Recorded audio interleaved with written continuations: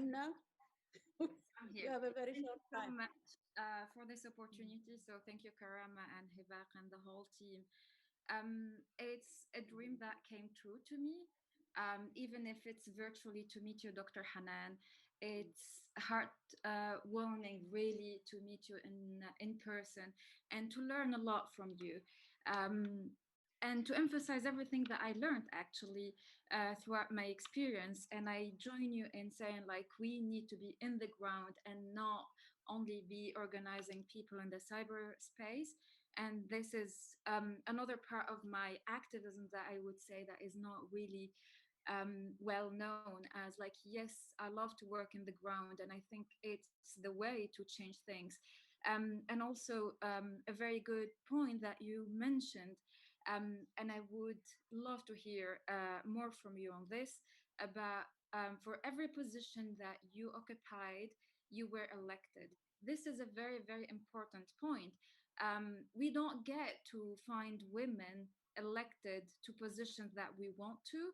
And here in Tunisia, although we're doing good in terms of like women parliamentarians, for example, we're Mhm. still so behind in the government, for example.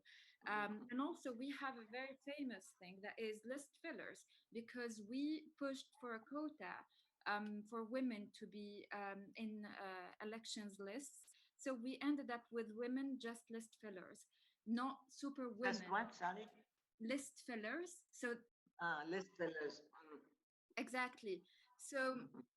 this drives me to the question how women they are treated and welcomed and mentored to enter the decision making process at all levels, not only in places that are like occupied territories or places in conflict, but also places that we need women to run the daily governance issues that Mhm. are affecting women as well as citizens.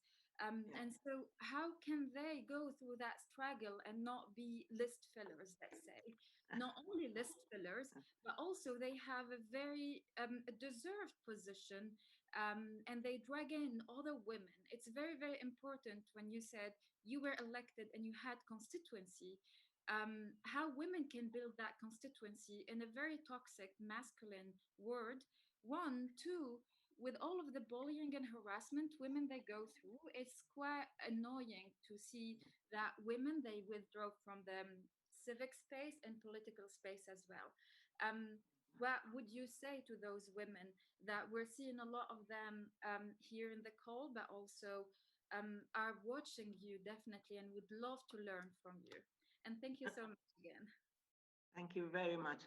Well, first of all, let me say that you in Tunis have been pace setters in many ways. And I think that you were among the first to have constitutional rights for women and to include many of the secular aspects of women's rights that were not. Where is Anne? I don't see her. That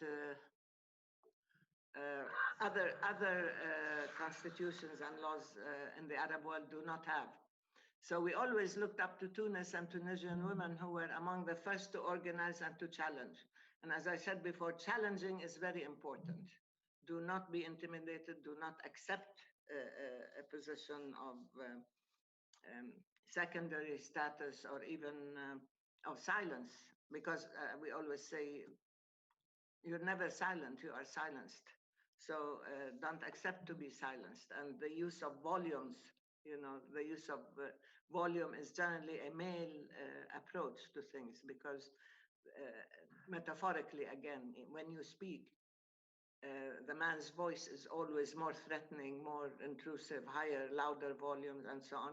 So it is used against you to silence you, to intimidate you. And this kind of volume can be translated into action, not just in voice, but in action. Now, look, the affirmative action, I don't say quotas, I say affirmative action is very important because, as you know, it's not a level playing field. So you do need the laws in order to make room for women. I really believe in that. But then when they start forming lists, what you need to do is ensure that the women find their own candidates and impose them on the lists. because otherwise they will find there are always yes people, whether they're women or men. And they will find people who will not upset the apple cart and who will go along with the dominant male.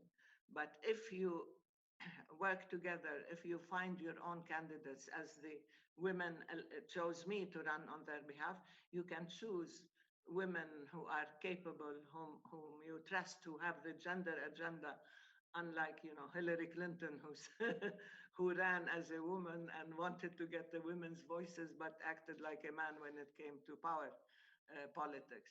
So the thing is, you do need to be able to work with other women. You need to present your own candidates. Always prepare your candidates. I work with the media to always tell them to have women speak out and give them exposure. As you said, there is no exposure. I work with other women. We work on training women to talk to the media and for public speaking, and not to be silenced or intimidated in public. It's very important. So you have to find the different ways in which you can empower women and you can equip them with the skills that are needed. And as I said, nothing takes the place of collective work. If you have, I worked on, and I keep telling our women's movement, always have lists of women. Whenever there's a vacancy, whenever there's a need, always have candidates available, have a list of women in all aspects, not just in the political arena. Not all women, like not all men, can be ministers or want to be in the cabinet. But there are others who want to be in the finance section. There are those who want to be in education. So always make sure you have your lists of qualified women, and that you mentor them, you are with them, and you can present them and defend them when it comes. Because intimidation is one weapon that is always used against, particularly younger women. And they try to question all your credentials, your age, your experience, your education, your family, your standing, whatever. And then the whole issue of what they call honor and shame, always used against women, always, because your social behavior becomes part of your assessment, and you mustn't allow them to use such weapons against you. So the space, I know, is limited, restricted, and difficult, but you need allies, and you have allies, and you can work with them. And insist on affirmative action.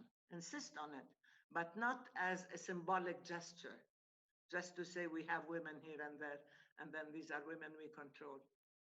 And you have to be with them. In Miftah, I'm sure you know, we have support points where we not only do women get to elected positions, but also we stay with them to help them succeed.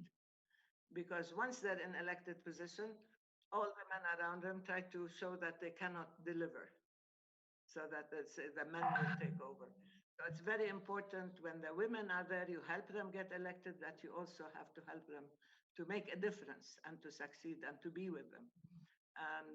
And I'm sure with determination, dedication, and refusal to succumb to these imposed patterns on you. The space is yours and you have to claim it. And I know sometimes you pay a heavy price. I've seen this among many women, but always have your allies with you. And know you're not alone. Thank you. Very, very useful. Thank you so much. Thank you